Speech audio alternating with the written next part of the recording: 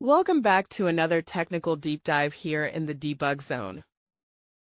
Today we're tackling a big question and breaking it down with insights from other users. Hopefully this clears up some misconceptions and helps you get the answer you need. So buckle up, stay a little curious, and let's jump right in.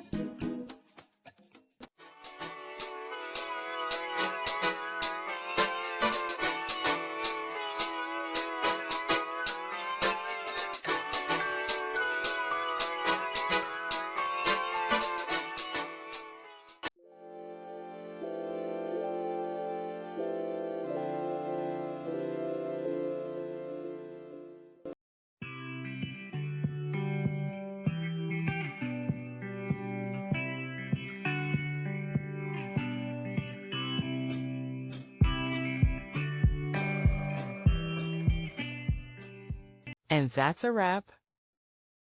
I hope you found the answer you were looking for. If you did, take a second to hit that subscribe button. It really helps out. And let me know in the comments which solution worked best for you. See you next time in the debug zone.